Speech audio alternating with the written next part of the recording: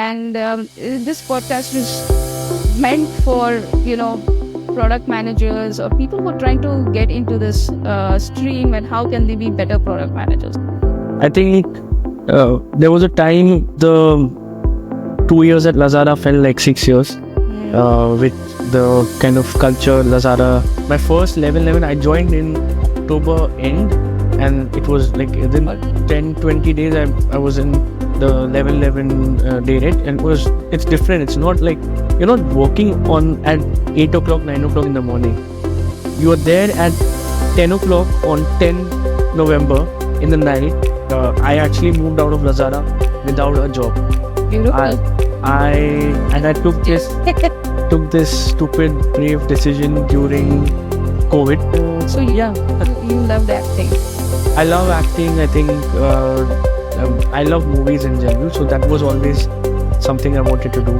I kind of use that in a way in my product management roles now. Okay. I mean, there's a lot of talks that product management is going to be dead. Yeah, ladies and gentlemen, thank you so much for clicking on that thumbnail and investing your time in this. My next guest has had an illustrious career.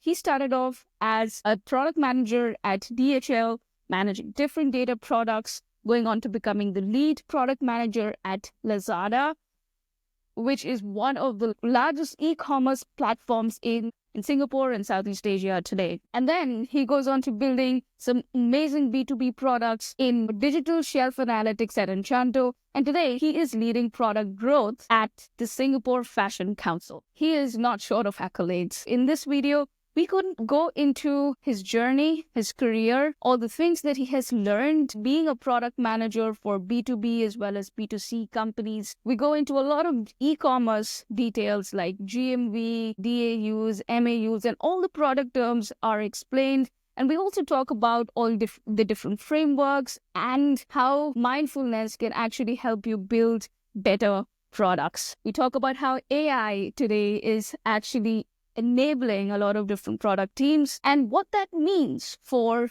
B2B SaaS companies or in general B2B companies. So if you are interested in getting into the product field, or if you're a product manager already and you're curious about how you can apply your product skill in the e-commerce business, then this video is exactly for you.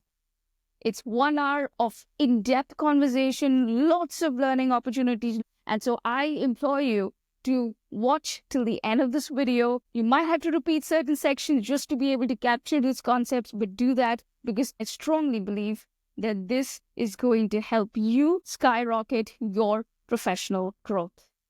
So on to the show. And this podcast is meant for, product managers or people who are trying to get into this stream, and how can they be better product managers. So yeah, I'm excited to start this conversation.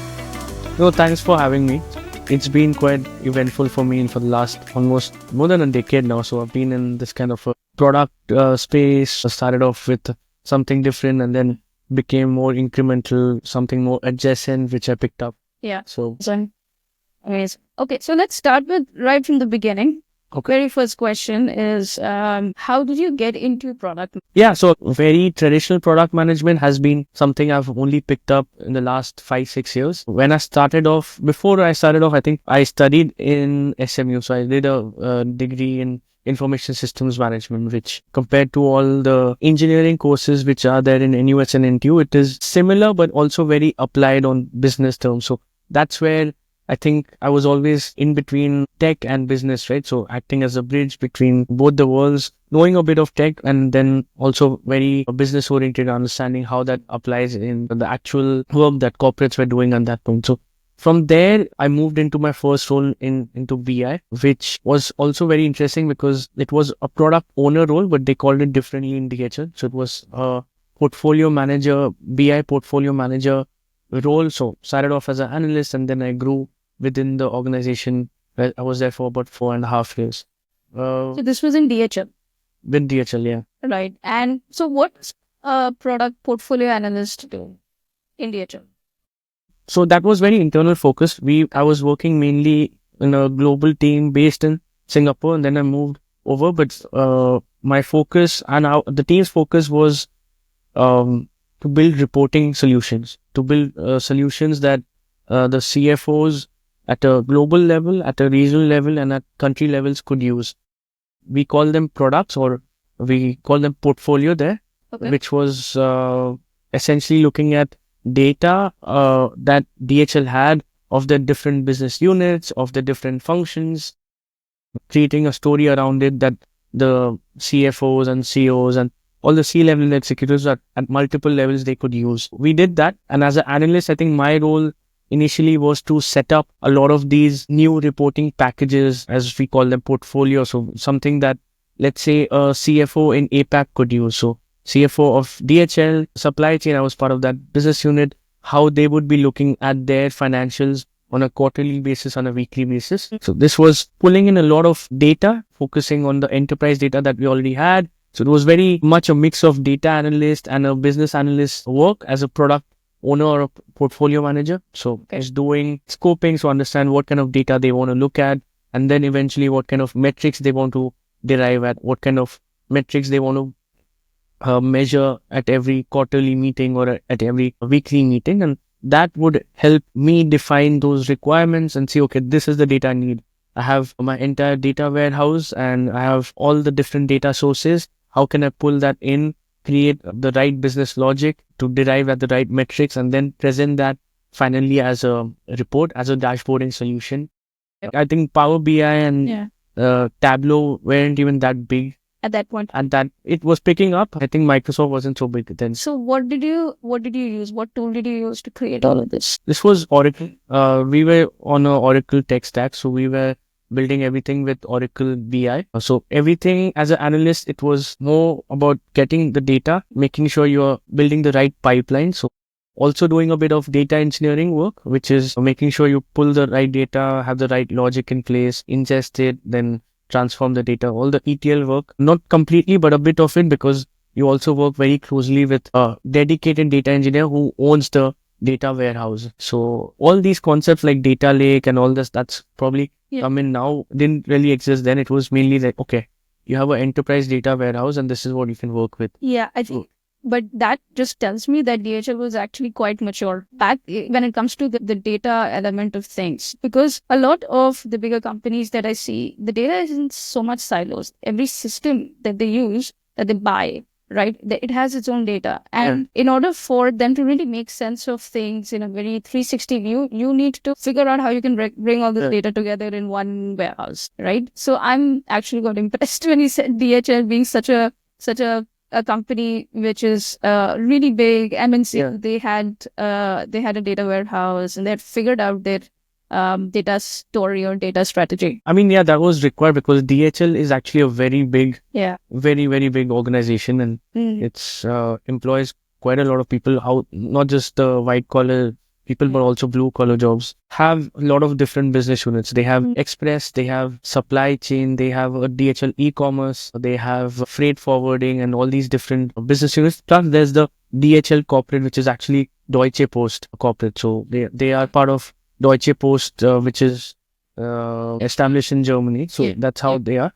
And with all these different business units, they still require something that would make sense at a overall corporate level and then down to the BU level. So I think they did a good job with that because they know at every level what kind of reporting requirements they need. But there were still issues and challenges because yes, at a country level, what kind of tools individual teams, individual different functions are using could be very different from country to country. But since this was more about reporting and making sure you're looking at the same numbers, you were still looking at the same systems and picking the same data and creating the same metrics, creating the same reporting solution, because that's the data you use at a global level. Because if you have a quarterly business review for finance or operations, you use the same, and then at a country level you use the same. But eventually our scope also broadened, right? So as my role became more product oriented, where we were doing more cross divisional performance tracking, and that's where we had to loop in a lot of different silo systems as well into our reporting. So that required us to scope, okay, how does that look? Do we really need it? Do we then decommission it? And then do we bring it into the big data warehouse or not, and then take a call. Very interesting. Very interesting. Yeah. So this was your stint in DHL, right? And this was more of a lot of different kind of roles. You've got analyst, business intelligence, and you're making dashboards. Yeah. And each of those dashboards are the product that you're managing. Correct. Right? So it's for internal. Now, after this, did you have a switch into the B2C or B2B space where you're building products for customers? No. So after this, I moved into Lazada, which was where they call it data products. So it was similar, but it was more focused on, applying your product principles, product management principles, and so on. But again, my first primary customer of the products I was building were internal. So we were building products for commercial teams and key account managers, category managers who wanted to track their performance of their brands in real time or during a particular campaign, which Lazada was running like 11/11 or 12/12. So that was my first primary customer. But then it also evolved because we started provisioning the same reports and a bit more insights for brands as well. So brands with whom the CAMs, the key account managers would be working, would also then avail the same reports through us, maybe for free, maybe for as a service, as a data as a service kind of thing. But that's how the products were. But it was more commercial in a way, because we were looking at reporting which was required on a more regular, more high frequency basis, and looking at more actions that these account managers or marketing teams, your head of last mall, for example, could take. Yeah. Not so much of a systematic thing like DHL, where things were, I have a project now, I have to build this for a quarterly reporting solution for a CFO or a CEO. This was more on a more agile basis that we had to figure out, what's the reporting they need? And then based on that, what kind of outcomes they want to get to. Do they need to drop their prices? Do they need to, introduce some promotions? Because e-commerce world, I think the pace at which it was going was also a lot. Very different. Yeah. Okay. So now let's talk a little bit more about Lazada. And I think this is very interesting because most of the people in Southeast Asia know about Lazada.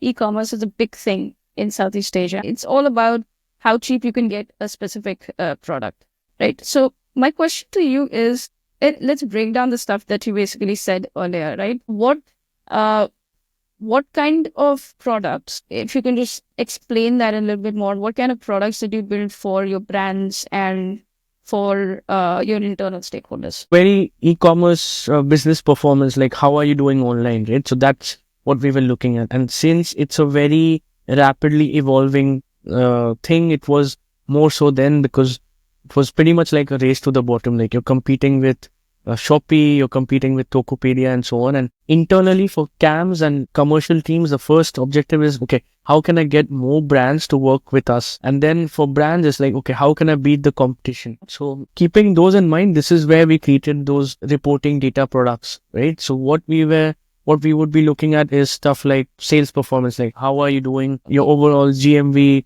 what's your average order value, what's the basket size. So typically e-commerce reporting is on these lines, right? What's your traffic like, what's your conversion like, what's your basket size. And then based on that, you do the maths and you see, this is the GMV you're making and so on. So that was definitely there, but it was also more about, if running a specific campaign for a specific brand, did that help the brand? So you look at things from that perspective as well.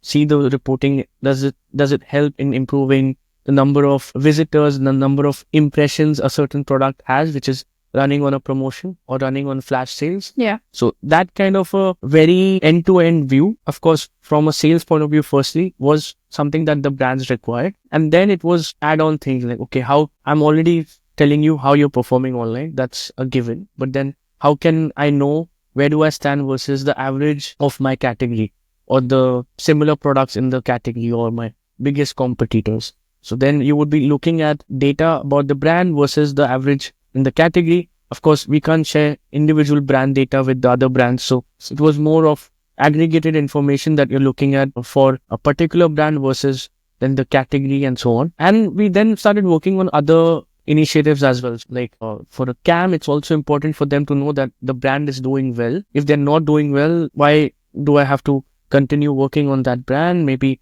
I delist them, I bring other brands which are performing better. So that's where we also started creating more compliance metrics, like do they have the right kind of images, do they have the right kind of videos, which is set in our guidelines. So it was more rule based. I won't call it something out of the extraordinary, like, okay, you're doing kind of AI in it, but it's more of making sure, okay, if I have rules in place that you need to have certain number of characters in your products, if you need to have images and videos, are you meeting up to that standard? Are you compliant with our content quality metrics and so on? So it was not just content, also price. Like the price that you're listing on Lazada has to also be compliant with if you're listing outside of Lazada on Shop. So you need to make sure they are following the contract and so on. And more from a reporting point of view, we started working on these things as well, assessing the brands every 2-3 weeks. Okay. So a couple of questions that came to my mind. If we can break down what is GMV and what is basket value. I mean, Basket. I do know, but I don't know if the audience is fully aware of e-commerce product metrics. Yeah. So what do these stand for? How can you explain this to us? Yeah. So, I mean, you must have seen like all the big numbers for 1111, for example, Yeah. right? Where people are talking about, okay, Alibaba made so much GMV and so on. Firstly, that's not the complete picture because it doesn't account for cancellations and returns and so on. But GMV essentially it stands for gross merchandising value. So it's, if you just boil it down to how people report it, it's the revenue you're making based on the number of units you have sold plus the price at which it has been listed minus the discount, of course. So that is your GMV which you report, but then it doesn't account for cancellations, returns, and your margins and so on. So then after that's the gross merchandising value, then it comes down to net merchandising value and so on. So that's GMV, which is just revenue in terms of price which you have listed or the discounted price with the number of units you have sold. Yeah.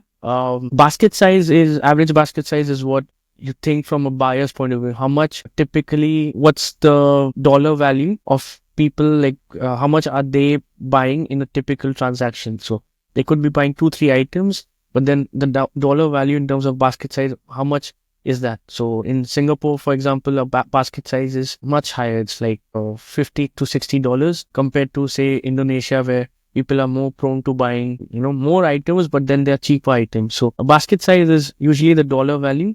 Okay. Then so the count of the items in the basket. No, it's the average price of the products Okay. that you've bought. So it's not the count. Okay.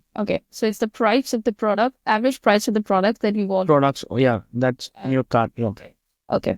And that's different from average order value, because average order value is something that you don't see from a buyer's point of view, but more from a brand's point of view. So, if you can explain a little bit about the e-commerce business, what are the levers that are there in the e-commerce business? How does platforms like Lazada make money?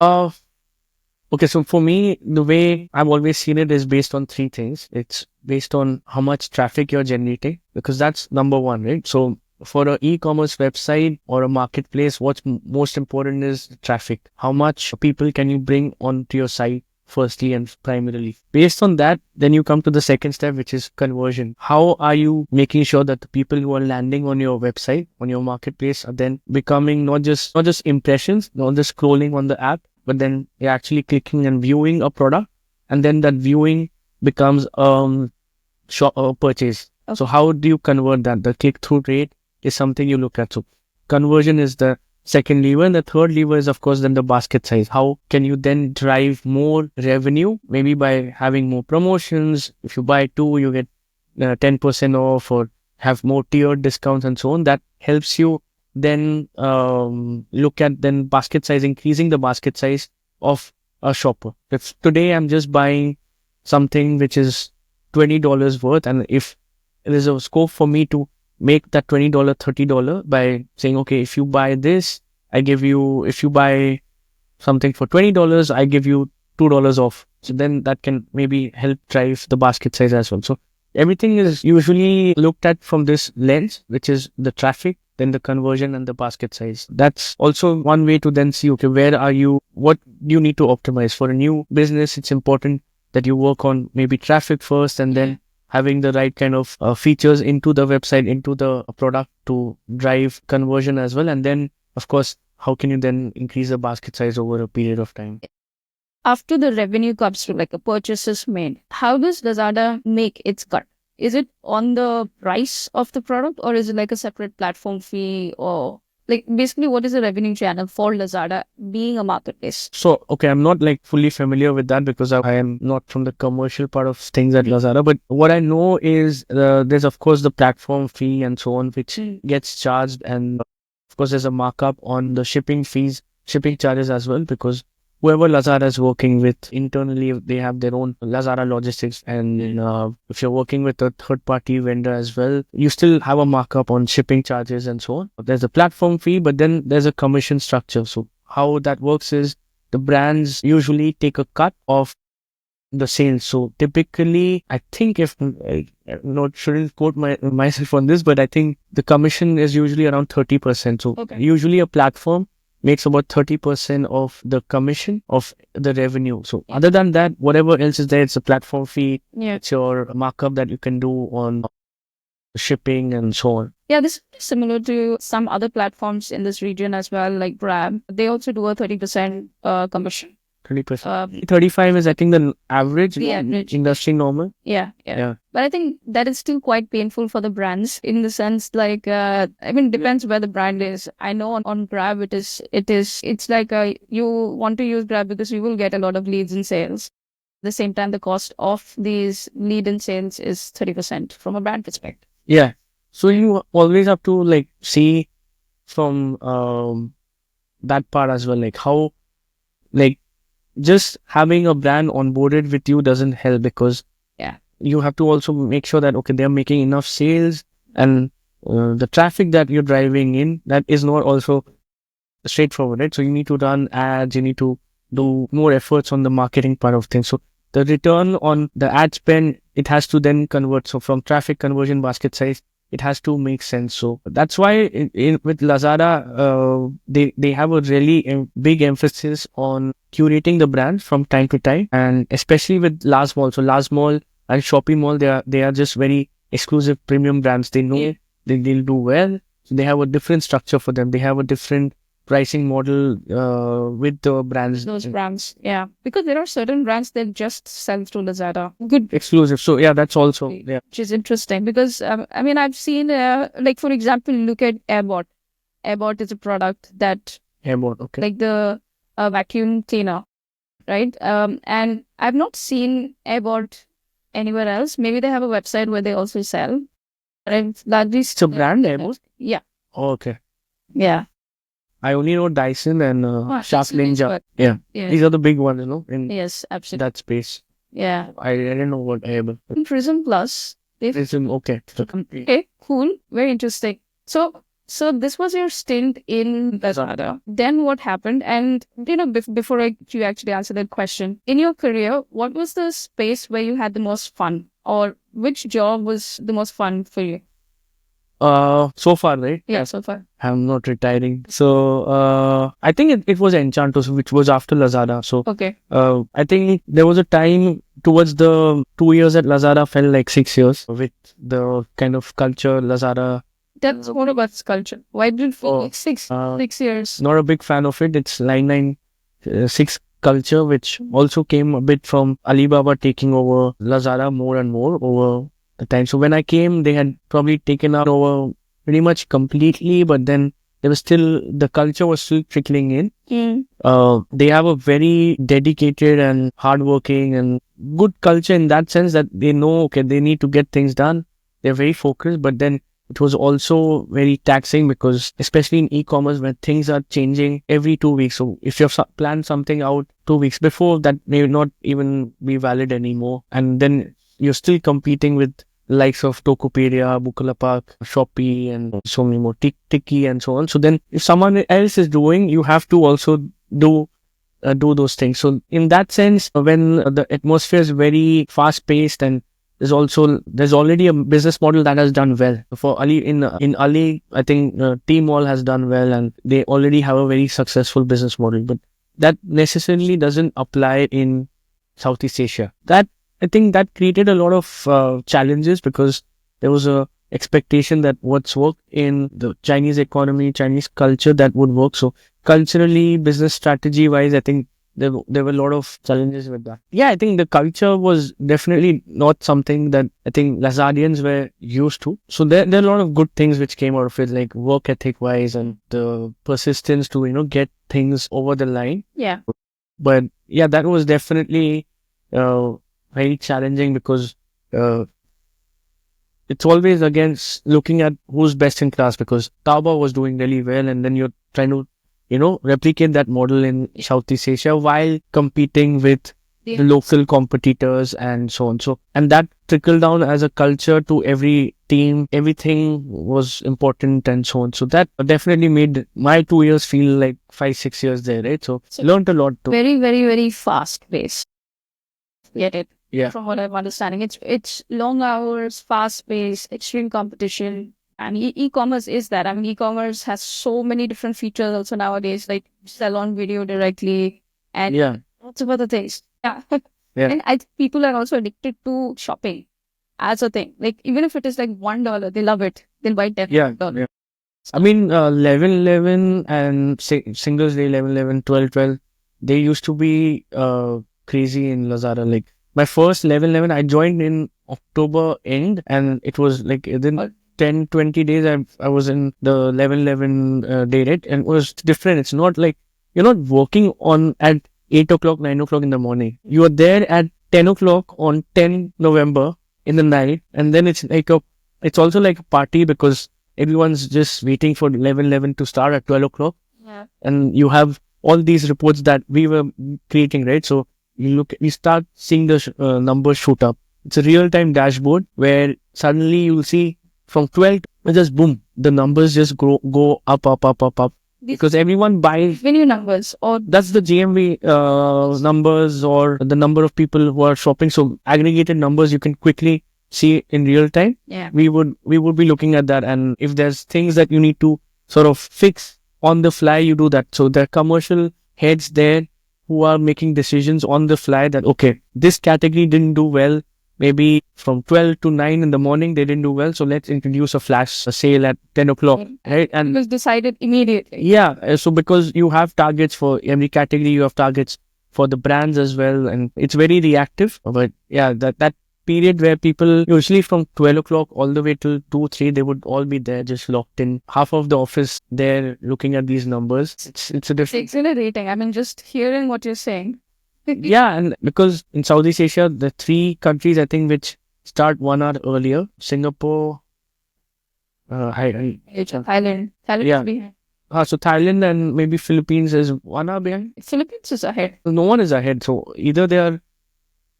So I think maybe Singapore is later, but yeah, there are 3 countries which are behind, and then 3 are ahead. So yeah, that makes it interesting because 12 to 1, you're looking at all the numbers shoot up, and it's like pretty much 80-90% of the business for that day is done from 12 to 1. Actually, not even 12 to 1, it's 12 to 12:20.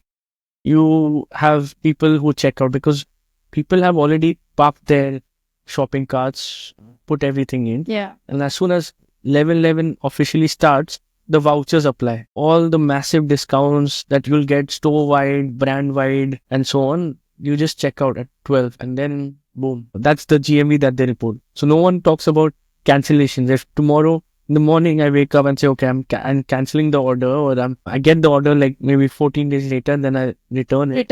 Yeah. That doesn't get reported, but it's still a very huge number because you're making a lot of sales in that first 1 hour. By the end of the day or the night, rather next night, you then do a lot of other things, like you just bulk discount items because you still have to make sales. You have to make your targets and so on. Yeah. So sales is the biggest leverage that e-commerce has to, get awareness, get traffic flowing, and customers. Sales, I mean, it's eventually, of course, it's just GMV that matters, right? Right. Yeah. I think also from a tech company point of view, what was also focused back then, I don't know so much now, but was also on making people addicted and be more engaged on your platform. So metrics that they would be looking at is your DAU and MAUs, monthly active users and daily active users. Not even monthly, maybe more of weekly and daily, because you want to then see who's sticking around daily, because daily is fine, then weekly is good, but then what's the stickiness ratio like? And that's where Lazada and companies like Grab doesn't do it, I think, but then Lazada has like game section. Yeah. So you just get people hooked to the games, make them get coins and so on, make them get these Lazada coins, last coins. What is the plan? Water the plastic and so on. So Okay. that works. That was also big sort of focus, because uh, when you're competing with so many different players, you're still looking at having people engaged and hooked and converting them into long-term customers than just looking at purchases. So that was definitely a focus there. Okay. Okay, cool. So now I'm very curious. As a child, did you want to be a product manager? I didn't even know what a product manager was till I probably became a product manager. No, I had an idea. I think product manager for most of this part of the world, I think, is something more of a recent thing in the last 10, 15 years, right? I'm sure, I mean, product management existed and it does exist, of course, Yeah. before that, but also the kind of scope for PMs, what would be called a product manager 20 years earlier, and now I think it's also changed definitely. And even my role, for me, I think it was a product owner role, but very internal, data driven, focused, to then becoming more traditional product manager and so on. That has changed. So as a kid, I don't think I was, I had no idea about. So what did you want to be as? As a kid, I think I mean, being Bengali and being interested in creativity and so on. So I was always interested in doing something on the creative side. I used to be part of a theater group when I was very young, and I always thought, okay, I'll do something on those lines and so on. Yeah. So you loved acting. I love acting. I think I love movies in general. So that was always something I wanted to do. Eventually, I did go to a film school, and then I was like, okay, this is. I went for like a workshop thing when I was in Germany. That was, I kind of used that in a way in my product management roles now. Interesting. Yeah, because not as an actor, of course, because that's different, but then more as a director. I think the role of a director or a captain of the ship or a product manager is very similar. It's your vision at the end of the day, but then you have to work with so many different people, so many different functions. Different teams. And you need to know a bit of things so to get things done and so on. So that was always there. But yeah, I was not very like, let's say, career oriented like that. Like, okay, I want to be this in my career. You were just creative and you were going with the flow. I did an interview with SMU. They had a group discussion, and they had options like, okay, what are you like? And they had like 4 options for everyone. So then 6, 7 people there. My cousin, who's actually the one who's coming tomorrow, right? Yeah. He made me wear a blazer and something, like, go and wear a blazer and do the interview. And there were people there was a guy, he was dressed in his NS uniform. There were guys in just normal casual clothes. I was the one wearing a blazer and stuff. And then they asked this question like, okay, who are you? Like, so one option was maybe creative and one was you're competitive and so on. So they had different kind of, what are you? I said creative because I'm fully like, I'm not, there's a thought of myself as someone with like very big career ambitions back then. And then the guy who was interviewing me, he just like came after me. He was like, no, that's not true. You're competitive. And that, I was like, okay, I'm not getting through this interview now. And he's like, yeah, you're the one who's wearing a suit. Yeah, I'm like, okay. That wasn't my plan. I was just doing that. I was told to do that. So I always saw myself as someone who's more creatively inclined. That's also, honestly, it's good to say, but I always felt that being working on products when I started building new products at Anchanto, which was after Lazada, it was always that is the most exciting part for me, to build things from scratch and have new ideas flow in and sort of see, okay, how 2, 3 ideas can be merged into one. Kind of creativity has really helped me love the work more, I would say. No, I deeply resonate with this because I have a creative side to me as well. Okay. And when it comes to designing products or when it comes to conceptualizing how the product will work, Yeah. it's always it's always been a very fun process. There is a brainstorming that you do with people, divergent thinking, and then you converge and you start looking at solutions. So so tell me more about your Germany stint. When was this exactly? So Germany was 2016. So This was before you started working, or no, this was when I moved from DHL Singapore to DHL Germany. So they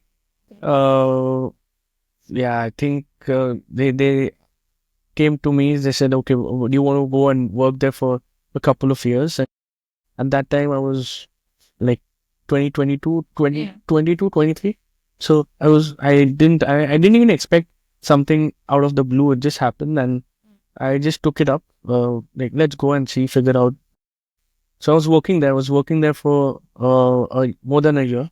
But then eventually I thought that, okay, I would rather be in Singapore than be in Germany. So very interesting experience. 1 year.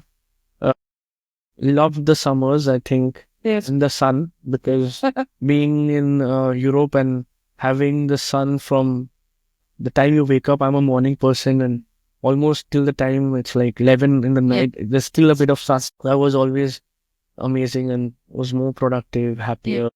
I think people talk about that, right? Because winter was first winter. I went there during winter, enjoyed it, different experience, and then summer was really great. New experience, new place, new continent. Suddenly, I had not even been outside Asia before this, so it was quite nice. And then after maybe when the second winter kicked in, I was like, okay, I want to go back to Singapore now. Singapore is much more fun around December.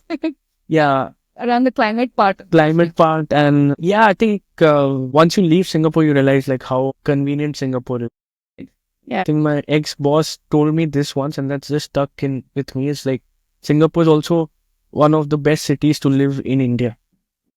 It's pretty much like part of India in that sense, because you get everything. Being Indian, you get everything. Everything is present. There are people, there food, and so on. Not like I'm very desi like that, but it just, for being close to family as well, it was helpful. So eventually that made a lot more sense, and I wanted to be back. So cut my 2-year plan, which my company had proposed to a bit more than a year, and came back, stuck around with DHL for another year, and then I moved into Lazada. Nice. So how did your switch from Lazada to Enchanto happen? What was the process? How did it materialize in your reality? So it's interesting. Like, I actually moved out of Lazada without a job. Beautiful. I took this stupid, brave decision during COVID. So right after lockdown, I think lockdown changed a lot of things for me, because I was staying alone. So for 2.5 months, pretty much the only people I spoke to were the cashier at Fair Price. In person, right? So and then after that, I think just the culture, and I needed a break. I thought I'll pursue a master's or MBA. So I actually enrolled into NUS. Okay. Got in, and actually I was applying when I left, but I knew, okay, I have a backup plan then. Okay, if I don't do anything next, I'll get into the course. So I got in. I was also exploring things more creatively on my side as well. So I was also doing a podcast for I did it for 2, 3, 4 months, actually maybe 4, 5 months. Like overall 8, 9, 10 episodes I did. That was on a different line, and I thought that was a good space for me to just take a break, do something which will maybe help me over the next 10, 20 years. Yeah. So maybe pursue a master's, and in the meantime do something more creative, and just figure out things. So that break was very short-lived. I thought that would be 3, 4 months, but then it just happened. My ex-colleague from Lazada reached out, and he introduced me to Enchanto's CEO. So I think they were looking for someone to build products, and I think being in e-commerce, because Enchanto builds B2B products for e-commerce, that was a good space for them to see, okay, I have relevant skill sets for the role, and met the founder, the CEO, and then I met the rest of the team. And I think within a month, I was suddenly working again on something new. So all my ideas of continuing with NUS, doing my podcast was tied with that. And that was it. I think I was working. That's why you moved to Enchanto. Yeah, I moved to Anchanto. It was a colleague in Lazada, right? That who introduced you to Correct, the yeah. CEO of Anchanto. At that time, when you were figuring things out after Lazada, did you have a desire to work somewhere else? Maybe earlier when I was thinking of moving from DHL to Lazada, Okay. I had like a company in mind. Like I had two companies in mind. So one was Cricinfo, which is cricket stats and everything. They are probably the best in that. So I was always interested in that. And I thought just to keep me more close to my interest in films and everything, I thought Netflix would be a good space to go into. And Netflix was, of course, a big name. So, but yeah, after leaving Lazada, I don't think I had a lot of ideas on what kind of company I would be interested in. It was more of, okay, company is good because it's still work, but what else could I do on the side on my own, which will keep me going and keep me, think of things learn new things and so on. So that was what I was trying to look at, talking to people. So I was interviewing people who were doing podcasts, who were podcasters themselves. They would talk about their process, or a YouTuber, how they do things, or an influencer. So I met different people in the, let's say, the creative art space on how they, sort of monetize their creativity and so on. So that was what I was exploring. And I was also doing things on the side. I had a music group again over here, with whom I was jamming. So it was more on my frame of mind was completely on what I can do as a side hustle, more so than, okay, take a break from, I don't think I'm ever relaxed. But yeah, not focus so much on. I'm talking about the opposite of anxious. Yeah, I don't think I was anxious because I know, okay, there are a lot of things to explore. So I was excited by that there's so many more things that I can do now.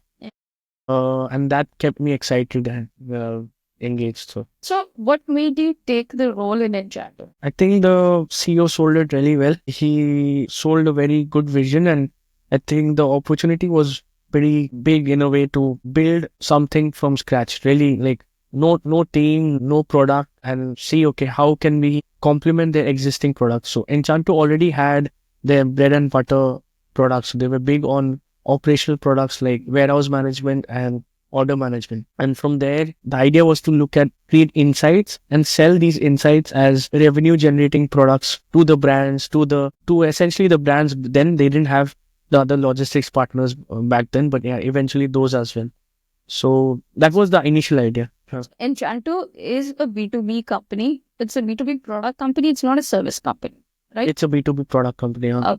Okay, so you don't necessarily work in a way where you're taking the requirements and then you're custom building something. So you're building something that works for multiple clients. That's what. Yeah, you're making a general available product, which then the brands are paying a subscription fee, usually annually, to then use the product. So that was always the idea.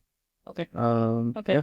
And so this reminds me that it's more the SaaS product. It is a SaaS. It is a SaaS product. Okay. And so there is often a trend in Southeast Asia.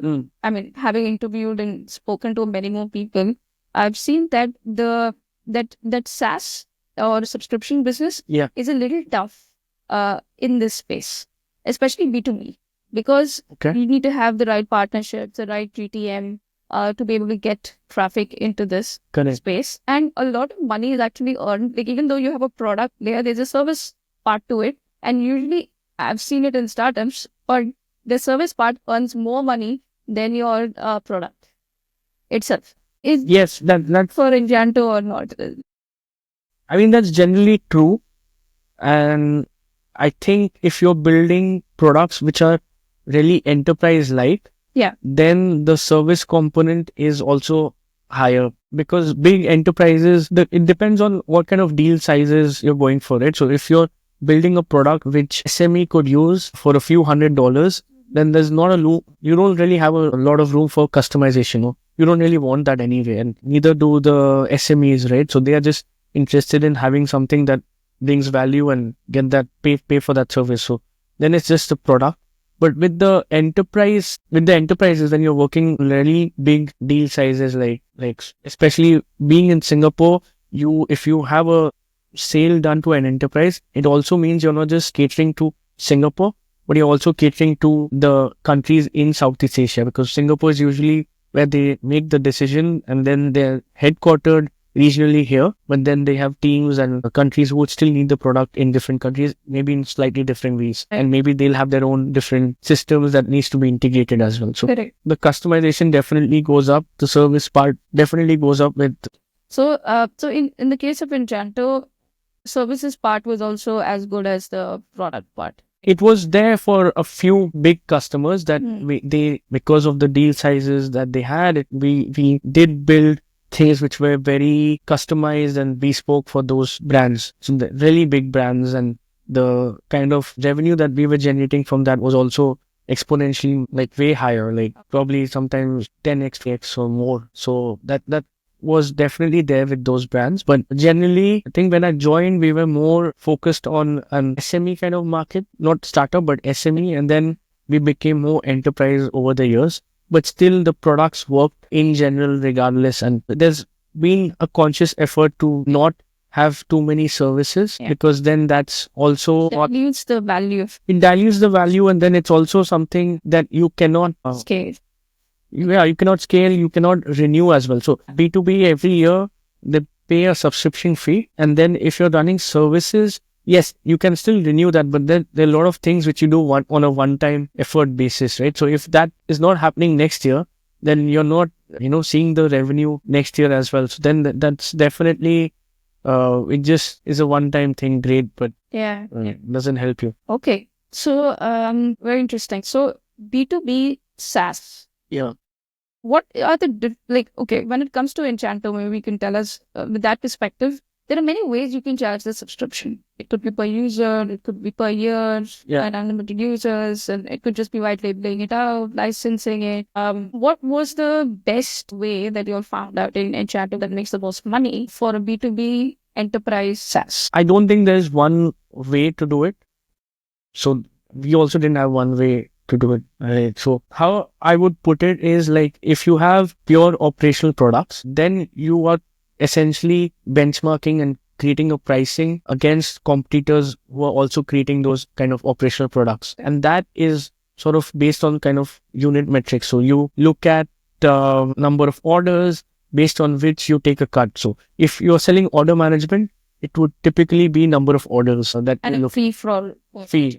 Could be anything like 30 cents per order or whatever. And then that blows up, right, with the number of orders and so on. So it is that for operational products. But for data products, it's for that's the must-have products, operational products. It's good to have products like data products. Different because the product that I was also building was sort of a new concept. It's not really a known thing that, okay, this exists. Even if people want it, the kind of way we are providing it, there were not a lot of companies doing it back then, 4 years, 5 years back. So it's also difficult to then sort of position yourself that, okay, this will bring you this value. The challenge was more of pricing it, not based on competitors, because you don't have competitors, but basing it on eventual outcomes that you want to get to. Eventual outcomes would be, okay, I want to have, I want to do better pricing, I want to do better quality and so on. So there wasn't a very scientific way to do it, but based on these outcomes, based on the budget, you see, okay, how much would this be? And typically, just providing data. So if you look at data providers who provide just pure data sets, they already charge a bomb. So we know that we are providing a value on top of it. Yeah. Which is not just data sets, but then also the insights, what you're supposed to do by looking at these insights as well. So what kind of actions can you take on the order management system or the warehouse management system? So that changed the game. That was also based on testing the market with enterprises, of course, because good to have products is not something SMEs would be buying. And then figuring out, okay, what's the budget like?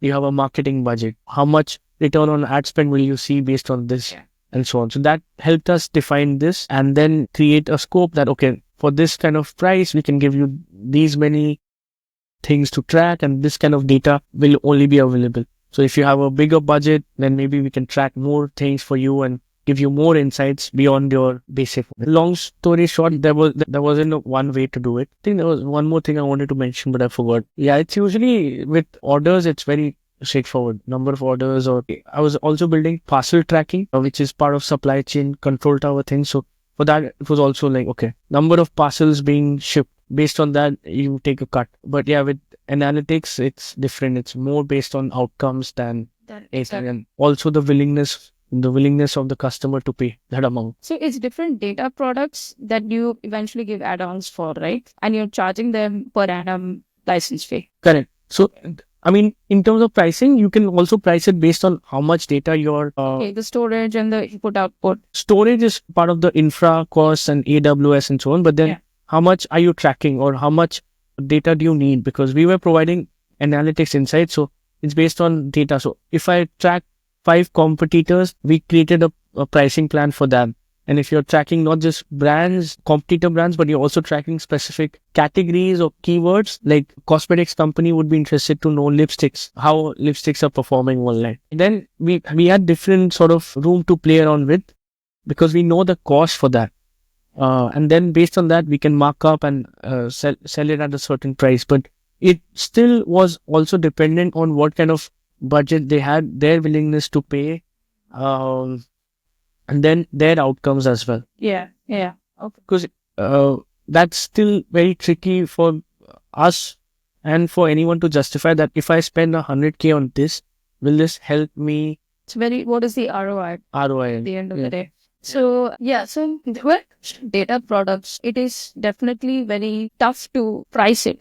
Because, I mean, at Footprint IQ, which is the company that I'm running, so the way we are pricing it is that it is an IoT data platform for carbon emissions management for every site. It's largely for manufacturers. And you've got factories there, and then you put IoT sensors, and then you're basically able to check what is the carbon impact of your processes and machines. So the question always often comes out is, what is the ROI of me knowing this? And sometimes there is not a direct connection with dollars.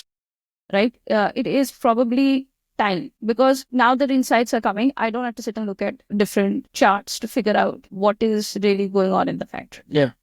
Right. So it's a price. It's the benefit of the value of the ROI is that you can do it X times faster, and you can do it at 1/10 the cost of whatever else that is there in the market.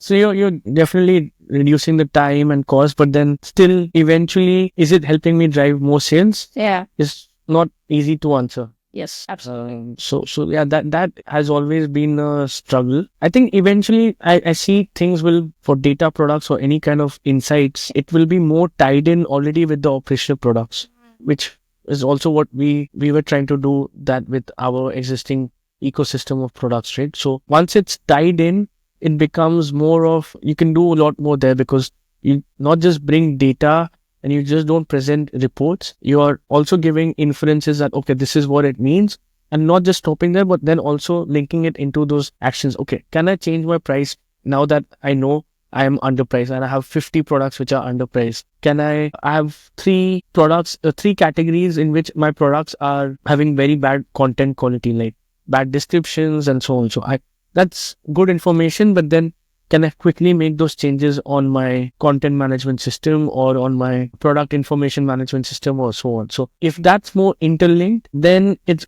becomes a good add-on on top of the operational product, and then you can sell it as a overall solution clubbed in with the operational product, right? Then that makes it much more easier to work with enterprises, that, okay, I'm doing everything for you. I'm not just giving you the information, telling you just have to click the button and then done. It's definitely a lot of time saved, a lot of effort saved in getting the insights for yourself as well. Yes, I mean, because we were doing it at scale. So to get data across categories, across keywords, you need a team for that, and you need it's difficult to just do this at scale. So we did that already. So time, cost as well, because if we are just running this effectively, we have an entire, we created and built the entire data engineering team, which was optimizing this at every level, like how we are ingesting the data, how we are storing the data and crawling data and so on. So that was, I think we were competing with Bright Data, which is one of the biggest data providers in the world. And they were looking at some of our solutions and how we are optimizing this, how we're getting the data and setting that up. And eventually they came up with their solution, which was sort of like our competitor, but it was based on a lot of things that we were doing as well. So yeah, I think cost and time is still something we can help, right? With these data products. Okay, I think that's quite an interesting journey that you've had. I want to know a little bit more about what was your toughest time as a product manager. Could be around the industry or in Enchanto or whatever. What was a challenging phase as a product manager? I think building products. I mean, I really enjoyed the part where I was building things. Yeah. And I was also managing the tech team in a way for the initial first couple of years. So that was really amazing time, because it was just taking an idea, seeing how it eventually pans out, thinking technically as well, talking to customers, validating designs and so on. I think the challenge definitely was in the last couple of years, where it was more of getting the right fit for different countries. At Enchanto, we were working on building and selling the solution, building and selling the products in so many markets. So not just 6 countries in Southeast Asia. There was Middle East, which was UAE mainly. And then there was France, there was UK. We had a few customers in Korea as well. Developing something which was enterprise wide meant talking the language of each of these countries, each of these brands in the country. So you're talking to 2 or 3 brands at least in a country, and then maybe in more mature markets where Enchanto was present, like Singapore, Malaysia, we're talking to more brands, right? So that was more challenging, because you still have to sell a product which makes sense as a general available product and not as a very customized solution. You can customize few things, and you can still do a lot of customization as a feature, because you can provide reporting capabilities, so you can just drag and drop and create your own reports and so on. But still knowing the language, okay, you're in e-commerce, you're selling, but you're selling different things. So electronics, laptops brands were talking a different language. They would be looking at different metrics versus let's say cosmetics or luxury products, right? So the challenge, this was still the fun part. I think the challenge was to make sure we get all of this sort of synergized in the shortest period of time, while having a situation where in the last 2 years the economic climate was not that great, like the economic winter, where tech budget for companies is really, really low.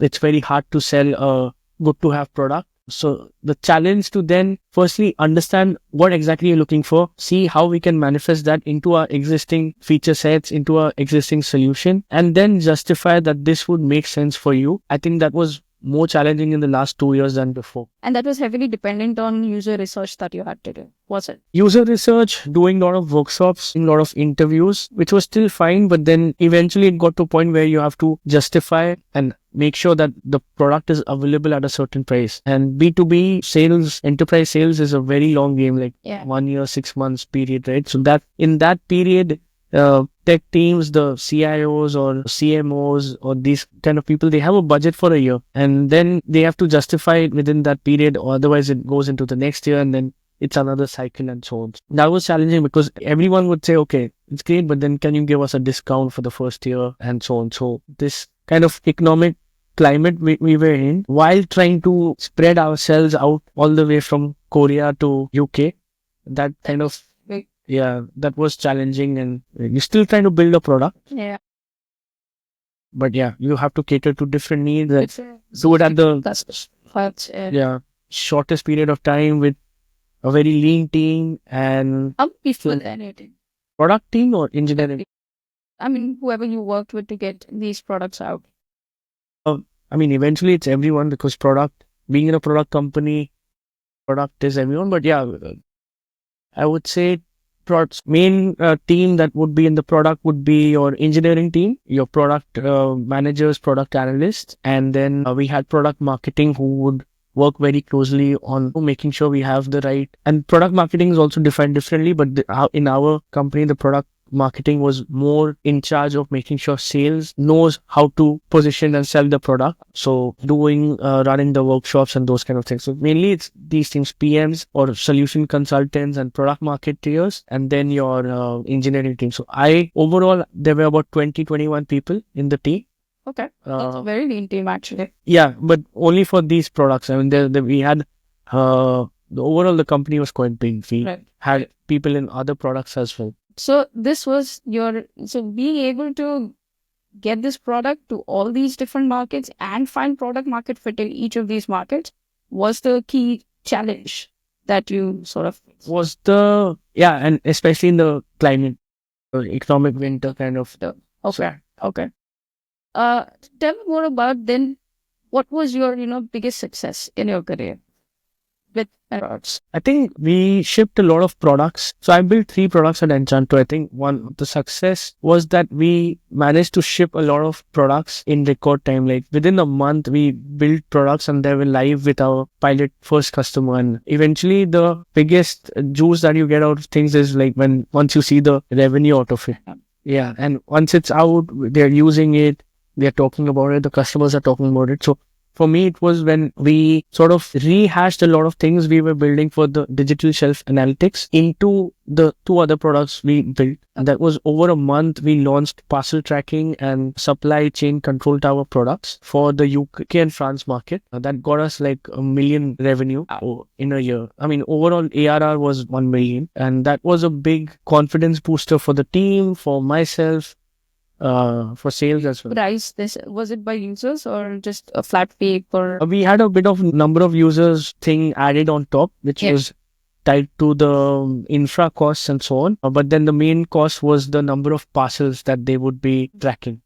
So that would be huge. That was huge, yeah. Sure. That was quite straightforward in that sense. But what was helpful was we were already for a year or so, we were working on the idea of digital shelf analytics, which was more e-commerce focused, and it was gaining traction. It was still a very early product from a conceptual point of view as well. I think the only big competitor we had, or pretty much the only competitor we had, was Brand IQ, which is part of e-commerce. So there was no one else doing digital shelf analytics at scale. No one even knew this concept of digital shelf analytics, but it was taking us time still because we were doing design, development, everything just from an idea, because I had thought of this idea from what we were doing at Lazada.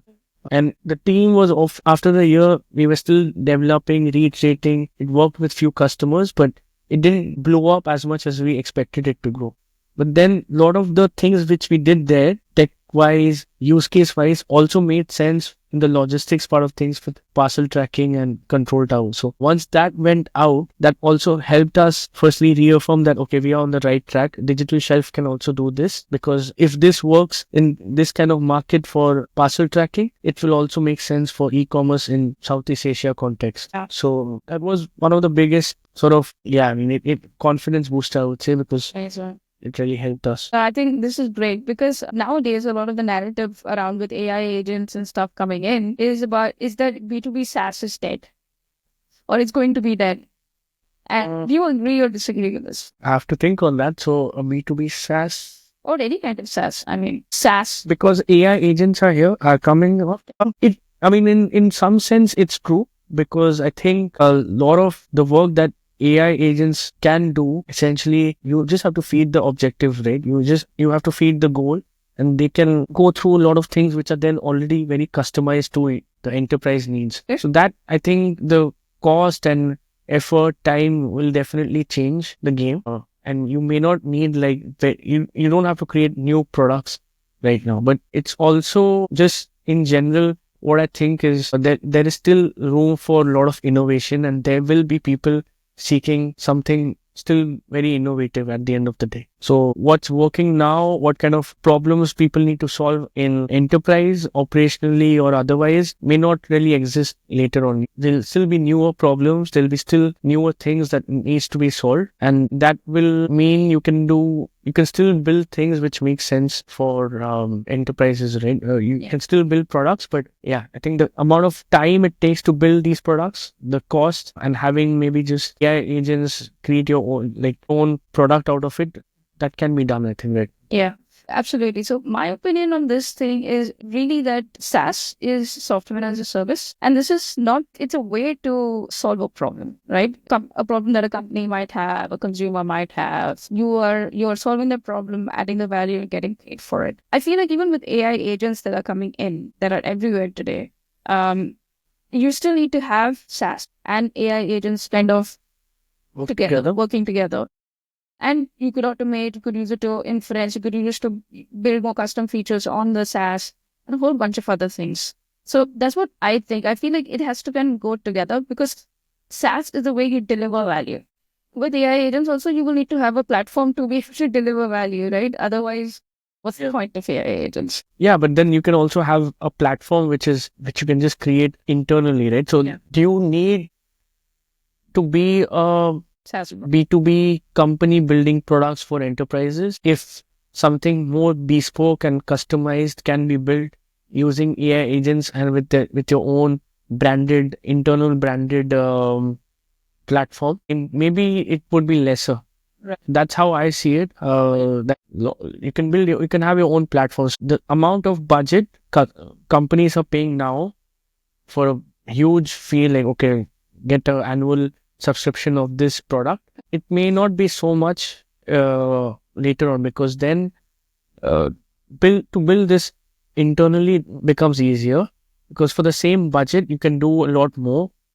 You can have a small team which creates this, builds this up, and with all these things like low code, no code, I think that's also easier. Where maybe B2B will still have a bigger room to play, maybe with then building more very specific niche products, right? Which are more, how do you call it? It has to be more niche, I think, and very utility driven. I think that definitely will make more sense, because then you can scale that up as well. So, in short, you do not think SaaS is dying? No, not completely, yeah, for sure.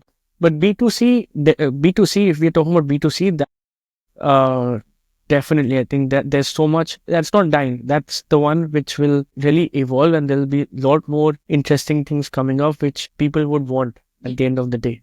People generally want new things and new experiences and newer problems, or even if it's not a newer problem, something more interesting, right? So that will definitely keep evolving, and B2B will definitely be challenging, because to justify that, to build that with a partner, essentially, or a vendor, right? At the end of the day. So that is not easy, I think. Yeah. No, I also feel that when you're in the B2B product space, you need to ensure that you have a long runway. Otherwise, it is really difficult. Sales cycle is one convincing. The ROI, the second, that building it up to enterprise grade is another. But having said all of this, so just to add on that, right? If today I know there's a big problem to solve and no one's really looked at that problem, and I say, okay, I'll build a B2B product on it and I'll sell it to businesses. How difficult is it to then replicate that idea for an internal use case? I don't think it's that difficult. I don't think there are a lot of interesting problems to solve as well. And if there is, it becomes more bespoke anyway. So even if you find something, eventually to replicate that and to do it in a more customized way, that's, I think, much more easy for people to do. So for you to then discover something new and build it and think that this will survive and this is something people will use, I don't think that would work out, because maybe you can just build a smaller, neater version just for yourself. Yeah, internally. I mean, it all depends on the company. If internally they have the capability and they have invested in... Yeah, but then with the way, agentic workflows can be created and so on, I don't think this would be so much of a challenge. But again, I have a question on user research, right? So how do you usually do user research, and how has your method changed, if it has, with AI tools? Okay. So user research for me is, even before that, is just mind mapping my ideas with the design team and putting everything into blocks of different ideas and using maybe Miro for starters. Like just park different things under categories and then see, okay, this is what I'm looking at. And before going to anyone else, I would probably just create a information architecture out of it to see how does this make sense, right? And this is what I have always done, like create something first that, okay, I understand this is the vision for my product, based on which these are the different ideas, based on which this is the architecture I'm looking at. Then my way to do this with businesses, with enterprise brands, was to reach out to them, to bring them onto a call and then validate their ideas. Actually, run it more through like an interview session where you ask a lot of questions and then see, okay, what's sticking with them and so on. And if they have more time, if they're already invested, you can even run more deep dive workshops where they can just throw in their ideas. You can break them into different focus groups and say, okay, this is an area that this product will solve. These are the features that you don't need to talk about features. Actually, you just look at maybe problems that needs to be solved. So you just break it into maybe 4 or 5 categories, and then different focus groups can look into that. So create those breakout rooms for people to then go brainstorm, put their ideas together, and then everyone comes back, do a little thumbs up. This makes sense. This doesn't make sense. So within maybe a day or two, you already have sort of some prioritization done with customers, validated customers who are interested in your product, who are willing to pay. So if you can do that, that's great. And that of course helps in understanding where you stand. So you might have an idea, you created an architecture out of it, and then you got more ideas from the brands themselves or the customers you're working with. Then you see, okay, how does this pan out overall? Apart from that, I think it's more of, especially in B2B, it's more of researching about competition. Who else has what kind of features in the same their product, which I think is a known thing. Eventually, you won't. If you do all these things, you will get to some place where these are the things you can build. Typically, these are the problems, these are the features which others have, and these are also what your customers are asking for. Then the more challenging part is to craft a new USP which then works for your product. What makes your product stand from that? Yeah. So I have a question here. So I love that you brought up the point of competitors and comparing features, because I think that's a very key process in creating a product that stands out. So my question to you is, what are the other tools that you use to do this, to be able to compare? To be able to compare features? I mean, that I won't really use Excel or is there like that you use? Eventually once the research is done, you have to sort of just templatize it the way you want. So I didn't really use a lot of tools apart from having a whiteboarding tool which would help me put all these together. So for me, what works is, we were also discussing this earlier, which is having different ideas and then putting it in one place. For me, it's also then easier to then see, okay, how I can pick 2 or 3 things and synergize them into something that is making sense overall as well. So if I can have that in a whiteboard form, that's the best. And a digital whiteboard like Miro, that really works for me, because I can put all my ideas, I can put all my different architecture, sticky notes and everything in one place, even the mind mapping done before that. And then if I just glance through it, it gives me an idea that, okay, this is what I know from here. This is 2 weeks back, I ran a workshop. Now I have a feature table with a pivot table which tells me features, USP, which countries they are live in, what's their pricing and so on, and then all the competitors. And that entire view, if I look at that, that helps me derive, okay, what can I do? What can I not just build? What can I synergize? Is there a room for me to be more creative here than just sell something which others are already doing? Can I, okay, I have this idea about a certain feature.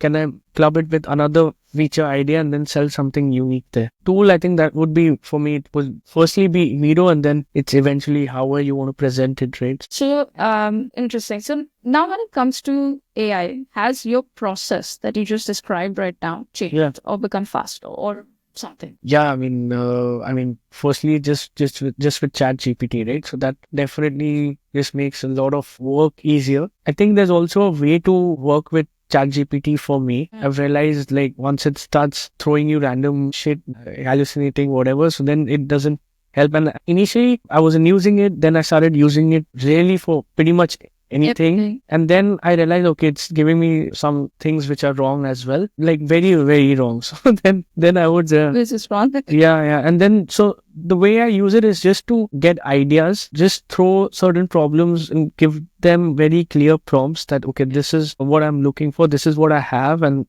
this is what the output I want in this format, maybe. So then use that as a baseline and then eventually still rely on good old Google, right? So just go back to Google and see, okay, are there more relevant, very specific links that I can get from this? I think that's the main tool you use for ideation. Yeah. GPT, not a lot of other tools which I'm using for work like that. Yeah. So, but it helps, definitely it helps, because at least if you're looking for more mundane things in creating a documentation, there's something called chat PRD. Okay. Yeah. Yeah. So product requirement documents, which you can do on chat PRD, but of course chat GPT can also do that. If I saw an amazing PRD of Zomato's PM and I just dumped it to chat GPT, say, okay, create something on the same lines for my product. These more, how can you say, mundane things maybe, or repetitive things, you can just get those ideas and then you can curate it. And it's also very important to curate it and just make it more specific for what you need. And apart from that, yeah, it's then if I'm researching on something new, I'll get the idea and then I'll go deeper through Google, go through those individual websites and links. And I think that's also a problem with LLM in general, right? Like if you tell them something, they will do it. They are not designed. I'm not an expert on this, but I don't think they're designed in a way to think, tell you that, or agree to disagree kind of thing. Like if I tell them I want this, I want a template in this format and I want this to be done, they'll somehow find a way to just answer your question. That doesn't help if you don't know what you want eventually. So your prompts have to be specific, right? But then eventually if you just want an idea, you just take it and then you go deeper and do your own research on top of it. So that's important. So I have a question around the different stages of the product, right?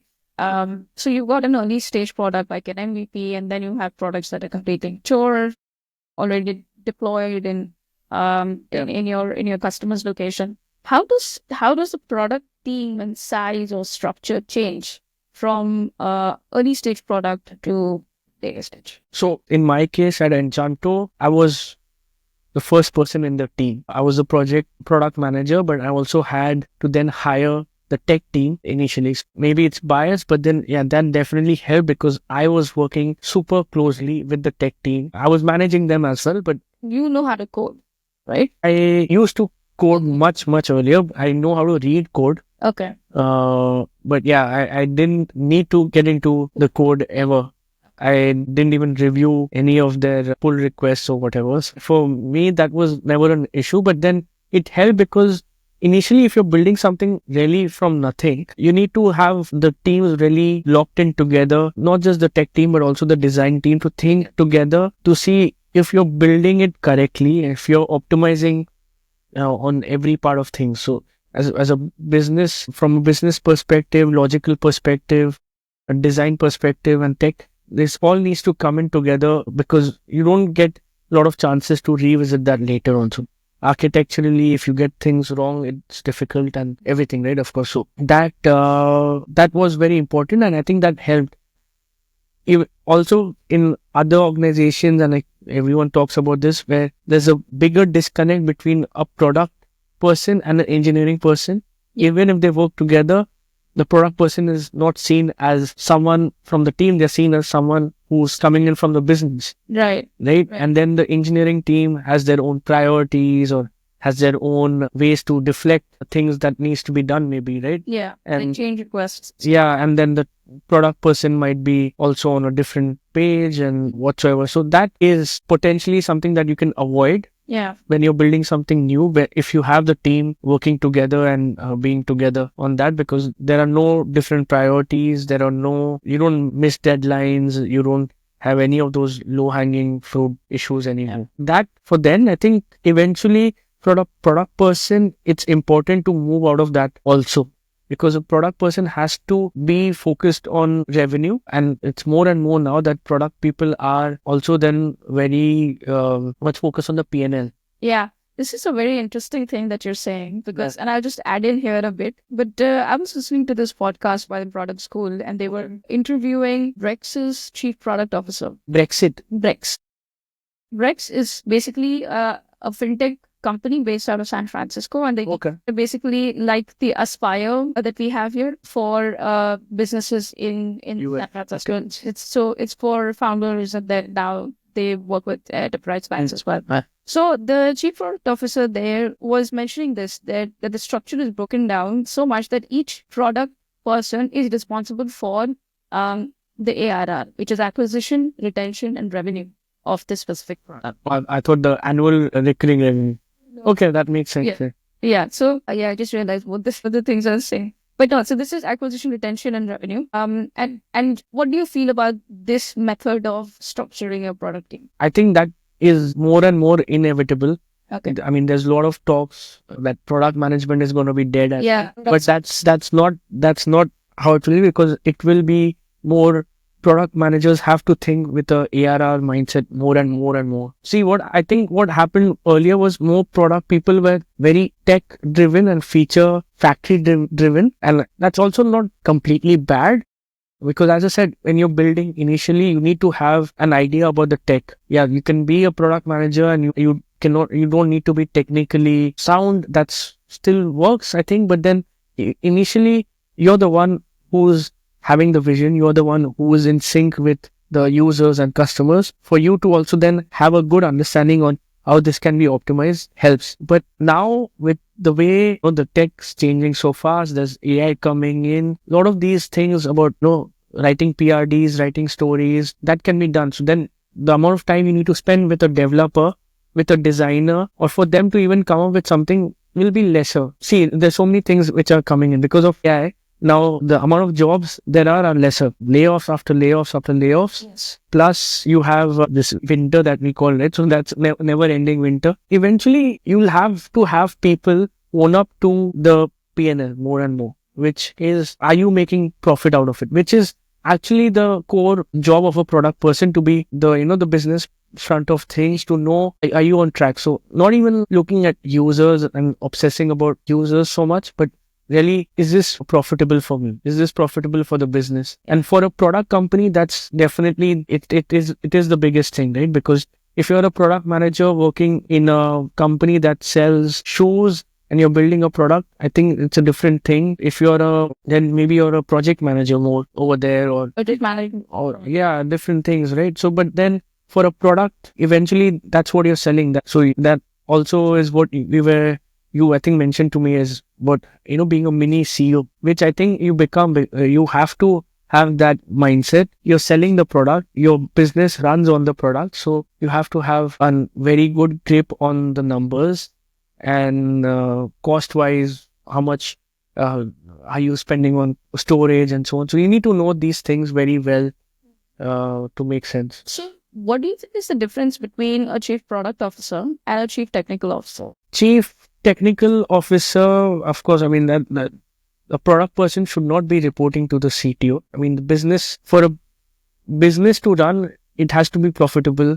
The business of a business is to make money, right? Yeah. Eventually, everything has to be tied to revenue. For CTO, it's purely, I think it's just, it's more focused on making sure you're having the right tech strategy and having the right people. It's still a people management role, and it's still making sure you're investing in the right tools. You're not spending too much on your cloud costs, or all these different things would be there. But then for a product person, CPO has to be someone who's really focused on these metrics like revenue, number of users who are using your product. So it's not just acquisition, it's also the adoption of the product. It's also how are people engaging with the product. So for all these different steps, acquisition, adoption, retention, engagement, what are the metrics? You need to be really owning those success metrics or North Star metrics for each of these phases, right? So What's the success metric for acquisition? What's the success metric for adoption? And so on. And that is, you have to do that through product. You can't do that by just being a business owner, but you have to do that through product. By how can product give me that growth? So that's why there's a lot more focus on product-led growth now than just being a product owner, which is someone who's doing grooming calls and writing user stories. Very interesting. So right now, in the job that you are you all more product-led growth or are you all more sales-led growth? We are still a very sales-led growth company. In my current role, I'm working on e-commerce and the product is e-commerce, right? So it is definitely sale. It's not sales-led, not in a B2B sense, but it is B2C because shoppers are coming in and buying your products. But my role is more focused on how can the product enable that? How can having the right features from a digital point of view or from a strategy point of view help us? What data can I look at on our previous performance, then optimize that? How can I have the right kind of plugins into my website to drive more conversions and these kind of things? So that eventually it's about selling, it's about making more sales, but then how can product help on this part with a very commercial mindset? So you need to look at the final numbers. You need to have your projections done for the year. But then if I have a projection, how will the product help me? What's the product roadmap in terms of tech initiatives, in terms of physical initiatives, because we have a offline and online presence as well. So physical and digital presence both combined. How can we enable that overall? So it's an interesting space because it's a bit of both.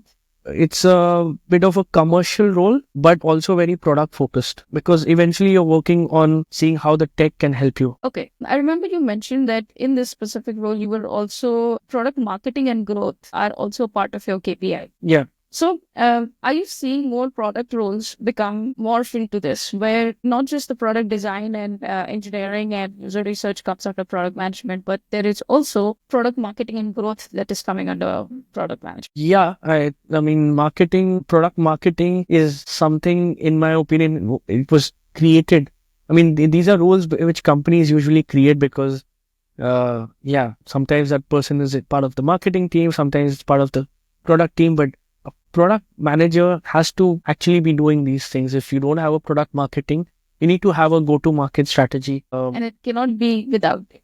It cannot be without it. And you cannot be creating a product with just design and tech and then it's like just the vaporware thing, right? So that the marketing part is very important from a go-to-market point of view. You need to have that right priority. Okay, which market are we targeting? What are we pricing at? Which kind of ICPs, customer profiles are we going to target through this and so on? So that is very key for a product manager. It could be a product marketing job purely, or it could be the same person doing that. Growth, yeah, so that definitely yes, because eventually it's a time where a lot of tech has matured. You have a lot of products already in the market. I think you need to then see how can you optimize these things? How can you drive more people? How can you acquire more customers? How can you make them come to your product daily, weekly, adoption, retention, all those things, and then, having more revenue streams. So can I engage them through other ways that I can open up a new revenue stream here? I think that definitely is the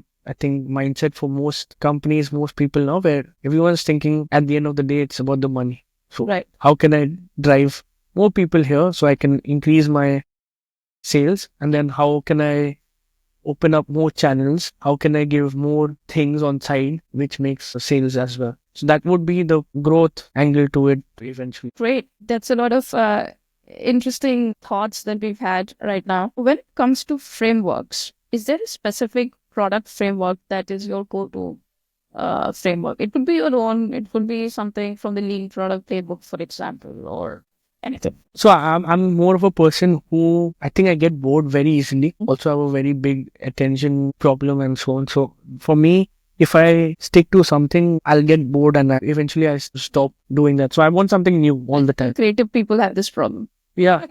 So doing something new, or not new essentially, but something more unique on existing. So even those ideas, I'll get bored. Okay. So I am always jumping into newer ideas or figuring out how can I bring that into my existing ideas and so on. So I don't rely on a lot of things which I reuse in general. So also I think for me personally, I've lived in so many places. I've changed like 8, 9 schools in during my childhood and lived in like so many cities, moved houses very, very frequently because of my dad's job. So for me, I'm also someone who's always like easily adapted to a new place and new things and new ideas. So maybe that's where it comes from.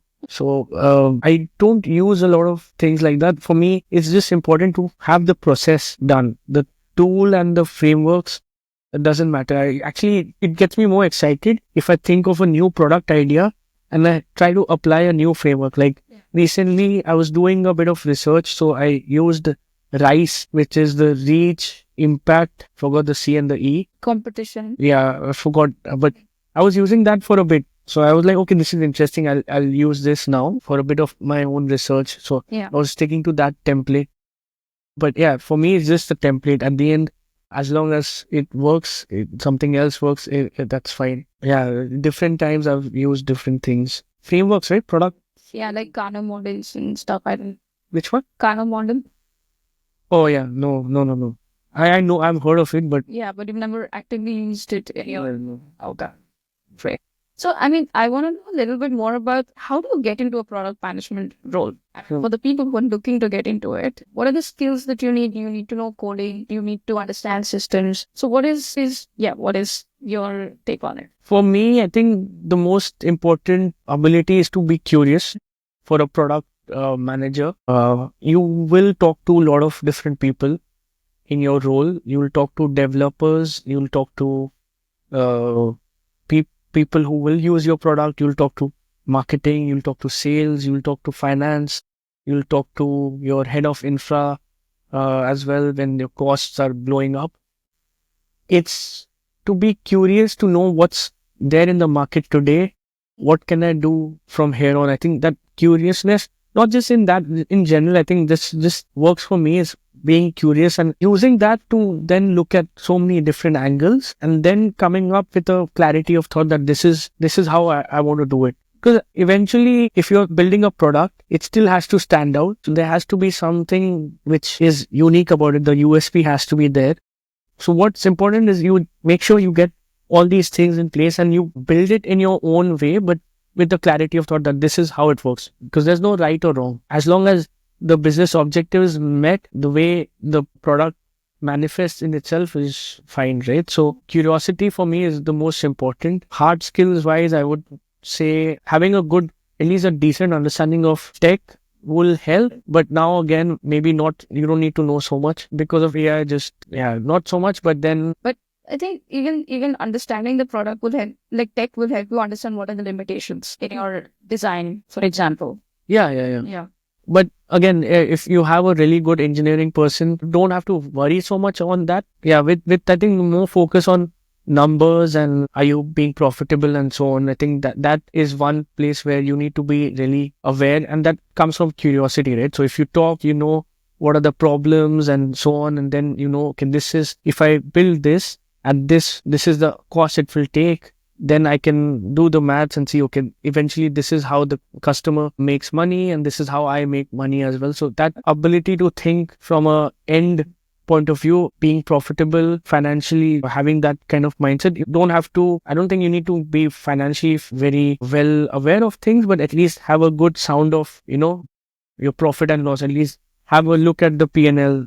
Because for product companies, I think if you're the head of the product, if you're the product manager, maybe not for an analyst and so on. And I don't know how these roles would be with maybe ChatGPT already there. Maybe eventually companies will get QA analyst or a QA manager to, you know, just draft user stories. Right. If you have a custom AI tool in your company which can help you just need to write the right prompts, right? Yeah, whatever. So just work with ChatGPT and the QA person can take up these additional things, because that's also the call of the day. Like, no one is spending more on hiring. You get teams to do a bit more with the less. So yeah, not for product analysts, but then for product managers, it's important to have a grip on, okay, I'm building it. I'm the head. It's eventually my decision. Yeah, of course, there's a CEO and then there are customers, but on a more day-to-day basis or even a week-to-week basis, it's your decision that is there. So you need to be fully aware that if you're building this, is there going to be an ROI at the end of it? Yeah, that will help. And just read a lot and be open to knowing, okay, what else exists. So that helps. And what do you think about leadership qualities? Is that quite important in a product manager? Influencing, yeah, helps. Being a good influencer who knows how to work with people and having a good communication helps. So you don't need to be extroverted. But yeah, making sure whatever you're presenting, whatever you're sharing, new ideas you're coming up with is then backed with at least a good level of confidence, which comes from research or which comes from, it could be your own intuition as well, or it could be talking to a customer. But yeah, that I think that is important, because if people don't buy into your ideas, and then the motivation drops, right? So it's also like how filmmaking is. Like at the end, people have to buy into your idea of the product or the vision of the product, and they have to work towards, because they know their part of the work really well. But you don't want anyone to drop their shoulders or just get relaxed, or to have that motivated team, to have everyone on the same page. It's important to have at least a good level of influence, and that comes from, again, it still comes from curiosity. Know your thing before you present something. Yeah. When it came to Steve Jobs, I think Steve Jobs is one of the best product people that that I have seen. Yeah. Read a lot of books about him. Yeah. And imbibed his ideas. So my question is, Steve Jobs always says that the users don't really know what they want. Right? So they know they want to have better incremental innovation in certain areas. When it comes to singularity events and stuff, Yeah. Users can't tell you this. What do you feel about this? Like the statement that users really don't know what they want, and so you should just build anyway.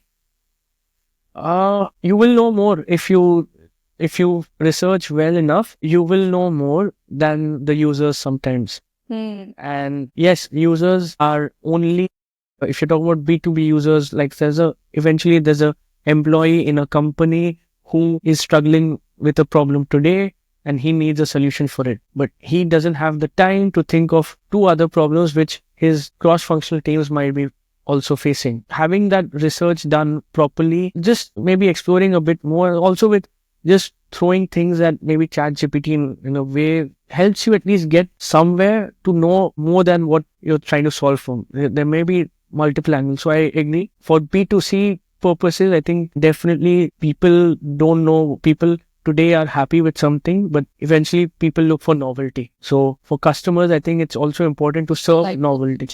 Yeah. It's the delightful. Yeah, it's something new. It's something that will really drive the world anyway, right? So the novelty factor is important. Yeah, that's how you build new businesses, new concepts, and so on. So for B2C, that's definitely there, because people are using something, they don't know what they don't know, but they'll also get bored at some point, and there'll be someone who's coming up with something new anyway. And this coming up with something new, sometimes it happens a lot through intuition and internal. And here, this is what I call, a little bit of the spiritual manifestation part of things. Okay. And I'll give you an example, because, so Vishen Lakhani, he is the founder and CEO of Mind Valley. And Mind Valley is this product that curates spiritual health experts in one place, and to do like micro quests with it. And now his process of creating this product was deep meditation. So he went into the meditative states, and then he's got visions of how the product should look like and things like that to eventually create. I'm not saying that's the only way he has, but I think that was a supporting factor in his creating this product. Yes. How much do you agree with this whole thing? And is that something that you also experienced? No, so I haven't done meditation. That's always been on my plan. But yeah, I remember when I was doing yoga for a while, that definitely helped me feel so much more better. And that's just in general, I think it helps. I think for me, what works for me, and I think it's very much an individual thing, is when I've seen something work for me, it's when I have a clarity of thought. So it could come from meditation, or it could come from walking or so on. But like that, it clicks, like something. Yeah. So yeah, it's important, and especially in today's day, it's very important to maybe just take a break and walk or meditate or so on, right? Because I am myself just flooded with so much new information. Even LinkedIn has stories now. Yeah, and I don't open it, but it's freaking annoying. I've actually removed YouTube and Instagram from my phone. So uh, I've done locks, time, what do you call it, time lock, and Yeah. and YouTube I've removed. So I still go on the browse, but at least I'm not doing the shorts anymore. Yeah. Shorts are the worst. Actually, I'm digressing Distraction. because every new short, Hmm. meaning in a minute, if a short is what, sometimes it's 60 seconds. Yeah, but then at least in every 2 minutes, you're seeing at least two, three ads or whatever. And that's new information. For me, though, it's definitely new information. I'm not mindless because everything I'm seeing, unless I've just zoomed past it, that means I'm interested. And the way I work is I start thinking, okay, what can I do with this? Because it's a shiny new idea, right? It's a good thing, it's a bad thing. But then just to eliminate that is very important, and take a break and have time where you can have a clarity on thought that, okay, so far I got so far with these many ideas. What can I do now instead of piling up with new information and just getting lost somewhere? So for me, having that kind of space, I've realized that's more and more important personally for whatever I'm working on, or even product ideas, just to take that time to clutter everything that I've dumped. We take a lot of notes on our phones. I have a personal chats and my own chat, right, where I'm just dumping ideas. But after a point, it's important to clear that out. Yeah. Okay. But you agree with that? I mean, does that make sense to you? Like The removal of distractions. removal of distractions and whatever ideas you already have, you need to still declutter a lot of them. And My process as well, being completely free of distractions and being mindful is very important to get the clarity. So what I do is, so I use my iPad. And iPad, I only have books. That's pretty much all I have in my iPad. Yeah. Nothing else. No camera, no YouTube, no whatever. What I really do on the iPad is just go onto their Miro or go onto their notes, and I just write down ideas. And I think I showed you one of them. yeah. And whatever's coming, I just dump it and I start drawing. So for me, the process is drawing first, and then we start going into validating and things like that. So every feature that I've actually built on Footprint IQ has been in this process. So absolutely agree. I need to try that because drawing, I think, is something I like as well. And I think I should start with drawing rather than. So I got into a habit 2, 3 years back where I started doing listicles for myself. Right. It actually helped, but now I'm like, okay, I think I'm just doing too many listicles and eventually it's not helping me. What are listicles? Listicles are just listing things, Okay. So that's also one of the clickbait ways of everything is 10 new ways you can do that. But I'm just talking about every idea.